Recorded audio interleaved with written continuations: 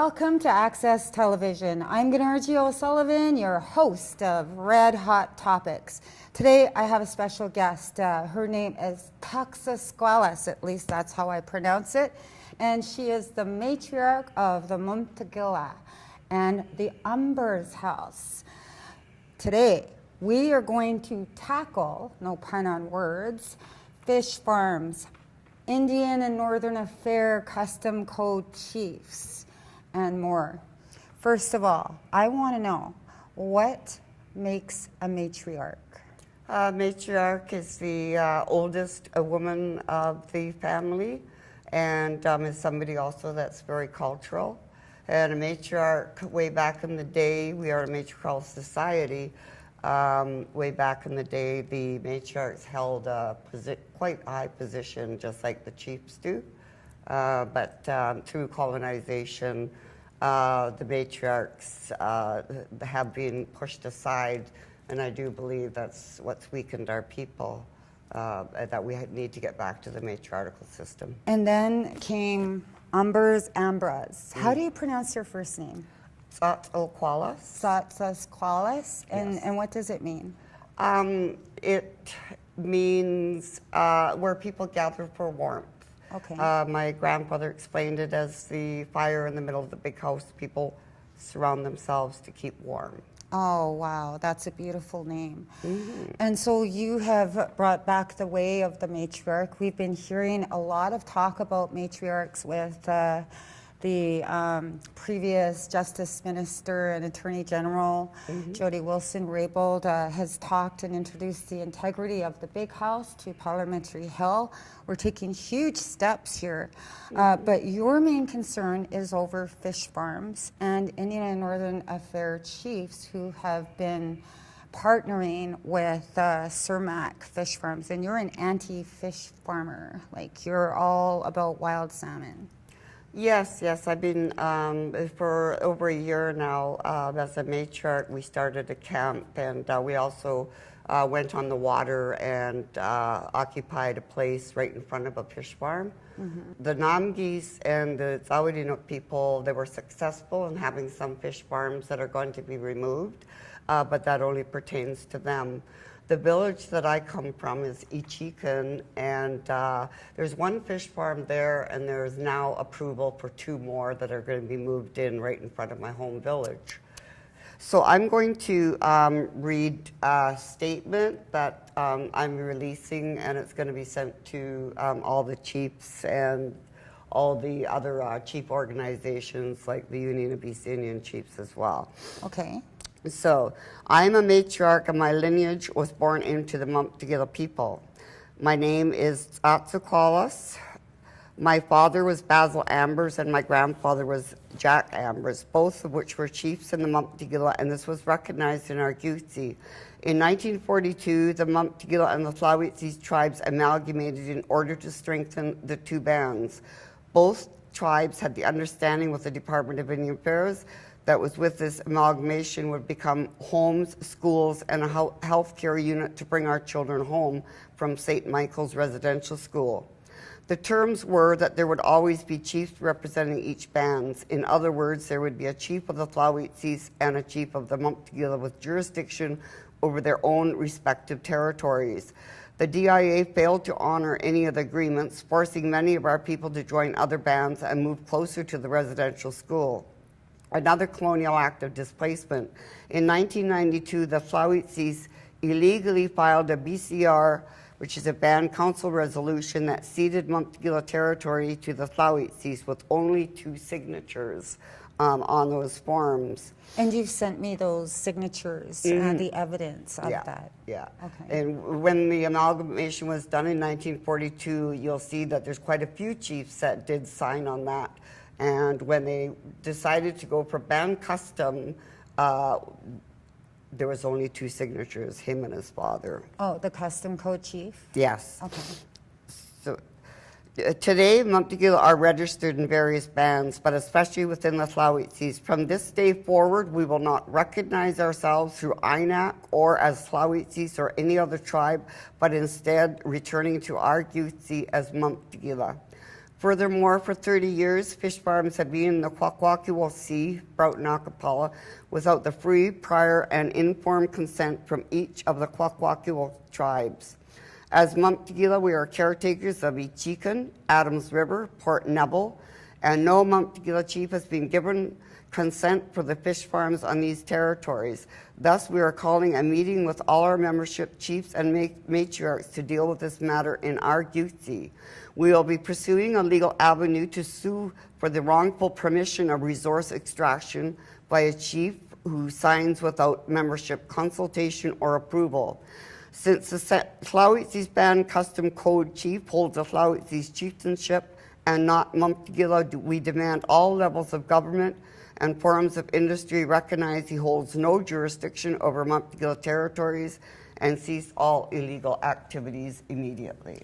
Okay, so you'll be sending that to the Union of BC Indian Chiefs, and you'll also send it to some of the elected chiefs from the surrounding area, as well as hereditary chiefs? Yes, as well as hereditary and chiefs. Matriarchs, Yes. of course. And also some of the chief or the organizations like the BC Indian Chiefs, all those, we'll be sending those as well. BC Chief Summit, so on and so forth.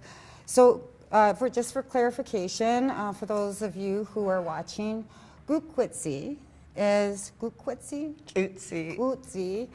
our big house. That is our ceremonial house. That's where it all happens. We get our names there. We memorialize people who have passed away.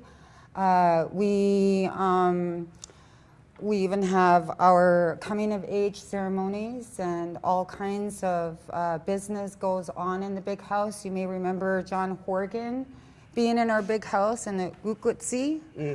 What happened when John Horgan was in the big house in Alert Bay? What kind of business took place?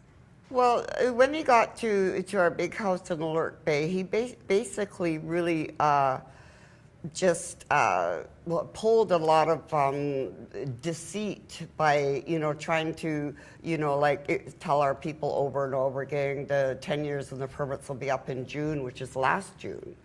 And of course, he knew that was never going to happen. Even now, the court case that was won by Alexander Martin and the Namgis people, we're already hearing Wilkinson play down the virus, and also even has been quoted as saying that there is no law that is said that he has to follow.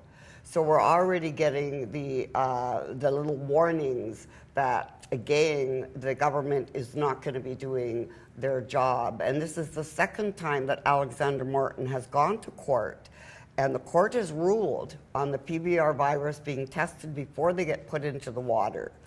And what they did was they didn't follow the law. So what they did was they went and recharged her. She went back to court again and won again. So what is happening in our country right now is, what is the rule of law? We have an organization called the RCMP who was started in the first place. Its intention was to take care of the Indian, and we're finding that happening still today. All these foreign corporations are being escorted in by police boats into our waters, and these people have been, this foreign corporation from Norway has been able to evict our people from their own hereditary traditional territory. And we're talking about a foreign corporation. Well, you know why that is, right? Because you are causing uncertainty. That's right. To Canada's economy, just as all of the water protectors are when it comes to Trans Mountain Pipeline, Site C Dam. It seems like we're in a lose-lose situation, but yet you still stand as a matriarch to protect wild salmon. You've been removed forcibly by the RCMP on at least how many occasions? 2 that I can count, but obviously a lot more than that. Yeah, I've been arrested 5 times in 1 year. 5 times in 1 year. How much do you weigh? 105 pounds? 120. And they hog-tied her. And they brutally removed her from her traditional lands because she was standing up for wild salmon. One little person, a matriarch, was forcibly removed 5 times.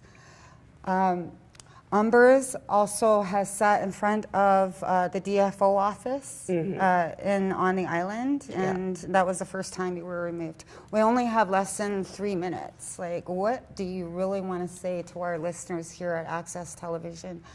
I would like to say to people, if they could phone the MLAs, Justin Trudeau, and say that these fish farms have to be removed out of our waters. The Namgi successfully won with the fish farms. They're not closing them, they're removing them and relocating them is what's happening. So there's over 100 fish farms on the coast of BC, and every one of those fish farms is in the migratory route of the whales and the wild salmon. And we know that as a fact. So what good does it do to move a fish farm to another area? And that's exactly what they're doing. And this is why in Ichikan, where I come from, 2 more have been approved to go there. And that's because they have an INAC custom code chief who somehow has turned it into Chief for life. Chief for life and into a hereditary system, which it is not. So, yeah. And also, we've been raising money, and we're going to be back on the water soon and in front of these boats again. So, Fish Farms Out Now at gmail.com if you want to donate or follow the work that we're doing. And we're a matriarch camp of 3 women, and we lived in a tent for almost 9 months last year. So who are the matriarchs that sit at the camp currently or are part of this movement? There's Sammy, but she's not here right now, and Lucy, and sadly we had one of our members pass within this last year. So. Yeah, my condolence to you and to her family.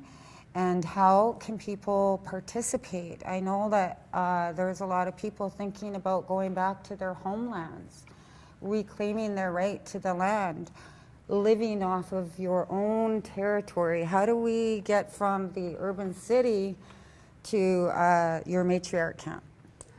Well, fundraising is really important. And also the other thing that is really, really important is to talk about these issues around your dinner table. Talk about the salmon.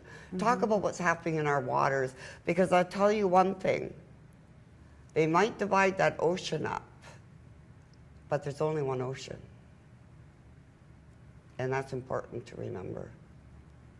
All right. So for more information, go to Fish Farms Out. Yeah.